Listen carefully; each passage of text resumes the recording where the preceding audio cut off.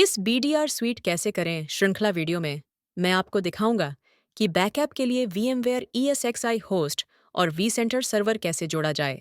आइए पहले आवश्यक शर्तों से शुरू करें। आपको उस vCenter सर्वर या स्टैंडअलोन ESXi होस्ट का DNS नाम या IP पता चाहिए जिसका आप बैकअप लेना चाहते हैं।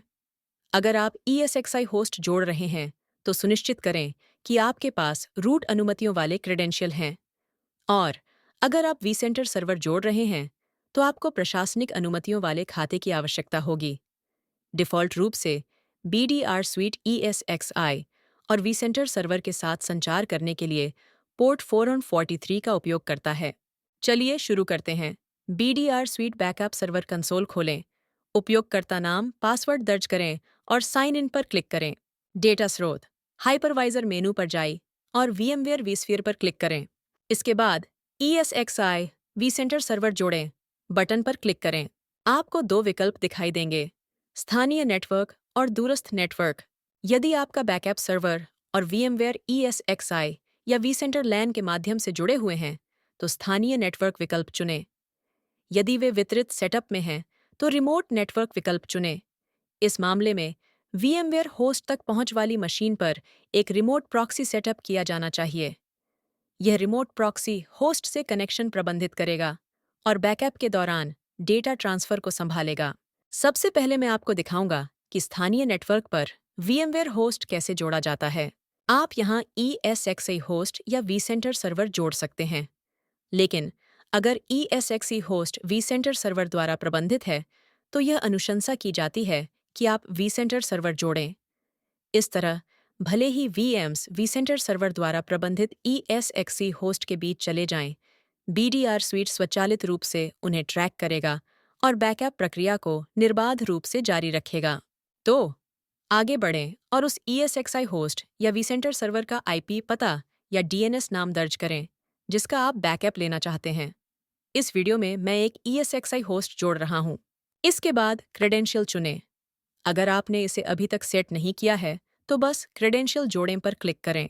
एक डायलॉग बॉक्स खुलेगा। क्रेडेंशियल डिस्प्ले नाम दर्ज करें, फिर ESXi होस्ट या vCenter सर्वर उपयोगकर्ता नाम और पासवर्ड दर्ज करें और इसे सेव कर दें। एक बार होस्ट विवरण दर्ज करने के बाद सहेजें पर क्लिक करें। ESXi होस्ट अब बैकअप सर्वर पर डेटा स्रोत के रूप में सफलतापूर्वक जोड़ दिया गया है। अब आइए रिमोट नेटवर्क में VMware होस्ट्स को जोड़ने की ओर बढ़ते हैं। सबसे पहले आपको BDR sweet remote proxy download करना होगा और इसे किसी भी मशीन पर इंस्टॉल करना होगा जो ESXi या vCenter के समान नेटवर्क में हो। यदि आपको रिमोट प्रॉक्सी इंस्टॉल करने के लिए चरण दर चरण मार्गदर्शिका की आवश्यकता है तो विवरण बॉक्स में लिंक देखें।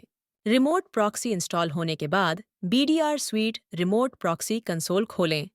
उपयोगकर्ता नाम, पासवर्ड दर्ज करें और साइन इन पर क्लिक करें।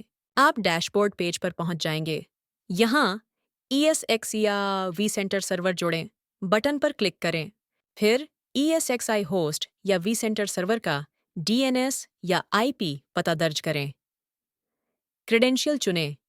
यदि यह पहले से नहीं जोड़ा गया है तो आप क्रेडेंशियल जोड़ें पर क्लिक करके इसे जल्दी से कर सकते हैं। अंत में सहेजें पर क्लिक करें। अब ESXi होस्ट को रिमोट प्रॉक्सी पर बैकअप के लिए डेटा स्रोत के रूप में सफलतापूर्वक जोड़ दिया गया है। होस्ट विवरण स्वचालित रूप से बैकअप सर्वर के साथ सिंक हो जाएगा, लेकिन आप सिंक आइकन पर क्लिक करके उन्हें मैन्युअल रूप से भी सिंक कर सकते हैं। सिंक हो जाने के बाद बैकअप सर्वर पर जाइए, जहां आपको डेटा स्रोत मेनू के अंतर्गत होस्ट सूचीबद्ध मिलेगा। मैनेज्ड बाय कॉलम में आपको रिमोट प्रॉक्सी नाम या यह सर्वर दिखाई देगा।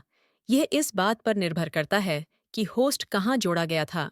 अब जब आपके होस्ट जुड़ गए हैं तो आप अपने VMware वर्चुअल मशीनों के लिए बैकअप कॉन्फ़िगर करने के लिए तैयार हैं। बैकअप कॉन्फ़िगर करें। वर्चुअल मशीन मेनू पर जाएं और VMware vSphere पर क्लिक करें।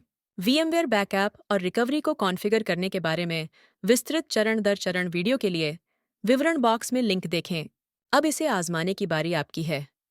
अपना निःशुल्क परीक्षण शुरू करने के लिए हमारी वेबसाइट पर जाएं और यदि आपको किसी सहायता की आवश्यकता हो तो BDR सहायता से संपर्क करें। देखने के लिए धन्यवाद।